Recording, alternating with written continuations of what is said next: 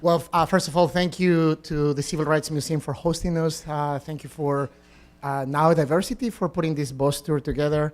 Thank you to Blue Cross Blue Shield for sponsoring this event. You guys are great around the state. And thanks to all of you for taking the time and the interest in this important topic. I have a very short video about the work that we're doing in Latino Memphis and about something that is related to inclusion.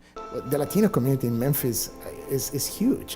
What people sometimes don't know is that we're working in every segment, in every industry.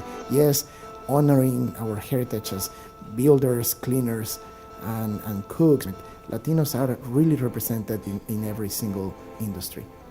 Let's take, for example, Luis Giraldo. Luis Giraldo was in banking, and he saw and he understood how many of his clients didn't have a checking account and they were being robbed for carrying cash with them.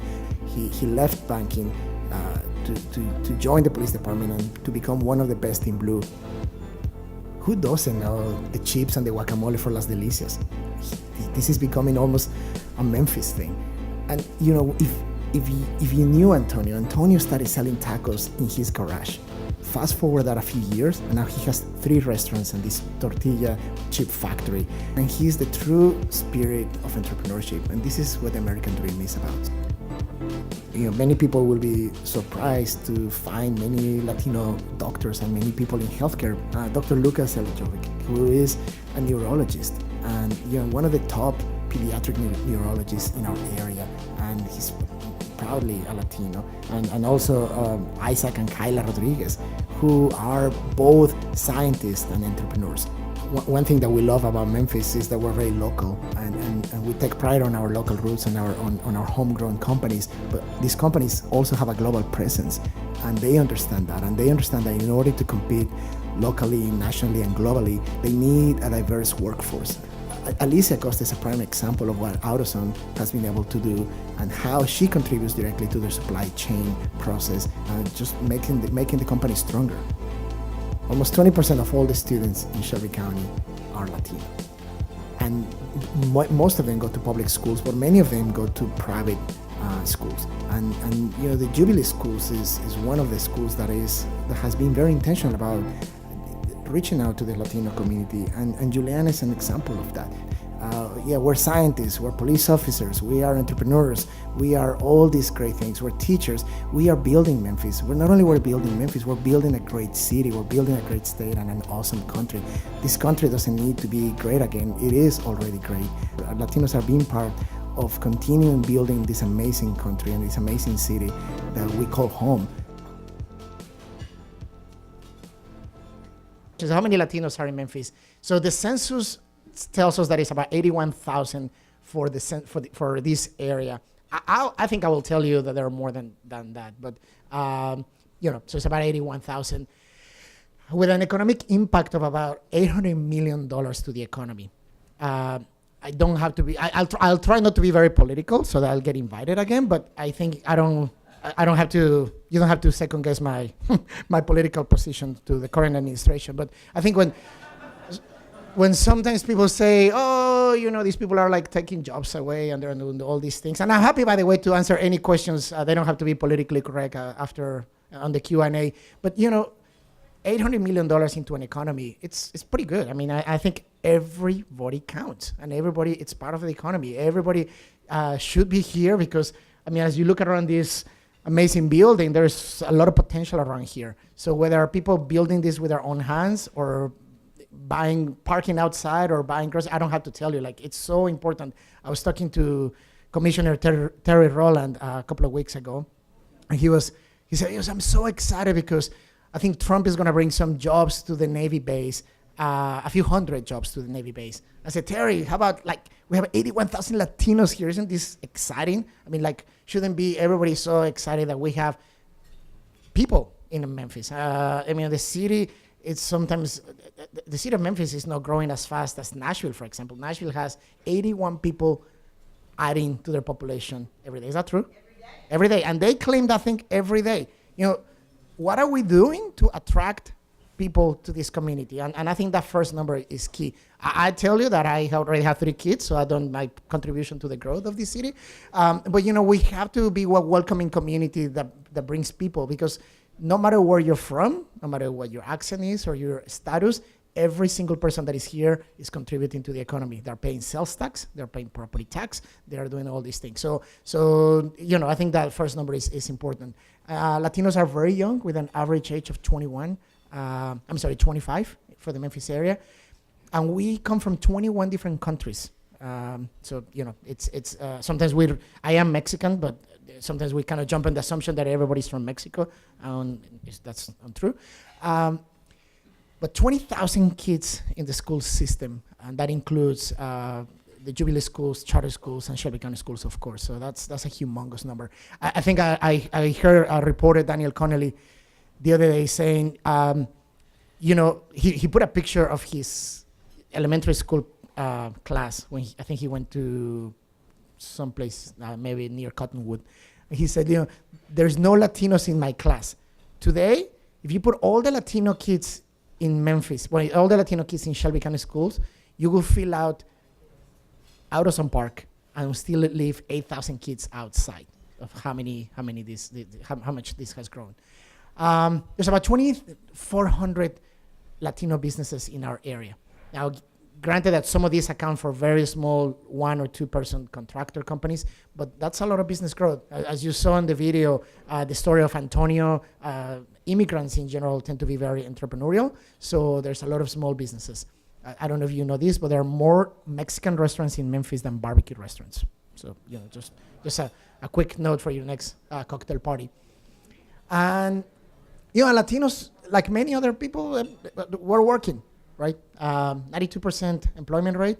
I often say that Latinos, like many other Memphians, are at the intersection of working hard and living in poverty. And we have way too many people in our city in that situation. And I think when we talk about diversity, it's important to recognize that not only is it important to have a diverse workforce, but it's also important to have a diverse workforce that has mobility and is moving up to the decision-making ranks. So, all right. So I want to kind of tell you a few things that we have done at Latino Memphis that are working for us. I know sometimes I'm kind of preaching to the choir. I see some of my colleagues here that have way more experience than I do. But, really brief, I have like my 8 points that I'll talk about, and they'll be very brief. Don't worry about it. So, intentionality. I think it's so important to be intentional when you talk about diversity. I mean, just where you place the ads for your next job posting, who you interview. I mean, and it's not only about jobs, right? It's a Latino Memphis.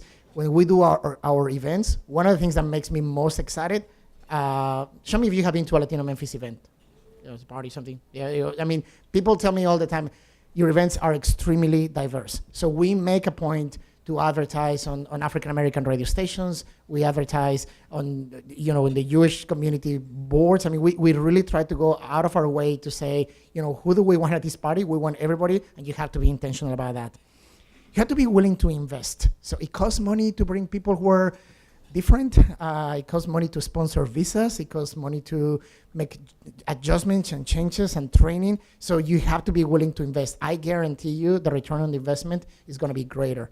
What can I do to bring more Latinos to my business? The first thing I said, well, hire a Latino or Latina. I mean, it's not discriminatory. I promise you. It is a very important thing. If you are willing to invest, it's going to pay off. It's extremely important to have support from the top, but also important to have support from the entire culture of the organization. But it starts at the top. So if you're the CEO, if you're the leader of the organization, you have to be willing to make these investments. And again, some of these things are like a common sense, but maybe like a quick reminder. Number 4, so diversity, I think, has extended beyond race or ethnicity. I think in diversity, we also have to include diversity of thought. Certainly now I'm so excited to be a great partner with Out Memphis. This thing about sexual orientation and it's extremely important that that we're not only thinking that just because we have people that are black and white, we have kind of check the box. We have to be willing to invest in people with disabilities, in people with different faith backgrounds, and again different thoughts and ideas. So don't forget the white guy. And I think when we do this diversity things, we say like, ooh, what this dude? Why do you doing here? They're like, hey, they're part of diversity too. So diversity is not only people of color. So diversity includes everybody. And again, we have to be intentional about that. I already talked about the intersections, and I stole that from Will, like I told you. Many times we think people are either one thing or another thing. It is possible to be black, Muslim, and gay at the same time. And I think we need to recognize that. And we need to recognize that either we're hiring that, or we're bringing that person in, or we're bringing somebody who has a connection, 10 degrees of separation from somebody who has one of these things. So I think it's extremely important to recognize that most of the time we're more than one thing. Just one thing that I think everybody should hear from this crowd to the White House is really how we have to move, from just coexisting to being tolerant to be a champions of inclusion. And I remember when this coexisting sticker came out. I think I had one in my car. You remember with all the letters. It was kind of cool. But we have to be more than that. We have to just be more than just coexisting. We really have to, again, like the next thing was being tolerant, but we really have to be championing this inclusivity thing, because it's awesome. It brings color. I mean, look at that picture. I mean, look at this room. Like, look how communities that are successful are communities that are diverse. I can think of Chicago, San Francisco, Austin, New York. I mean, those communities, they don't happen to be inclusive. They are fantastic because they are inclusive. So I think we have a lot to learn from that, and I know sometimes it's scary to kind of make that jump. And these people, again, you guys in this room are the choir, but there are a lot of people out there, and it's a movement. We have to keep telling people that it's okay. We're gonna make mistakes, and we cannot assume that just because we made a bad hire, then every Latino is a bad person, or every black person is a bad person, or it happens, because I hear that all the time. I mean, people come to us and say like, we want to hire Latinos, but I had somebody from the Department of Health and Human Services said one time to me, she said, we don't hire Latinos because they don't last. Well, I mean, like, okay, you know what I mean? What does that mean? But it's funny that people say these things. One of the reasons people questions ask me all the time is, how can I hire more Latinos?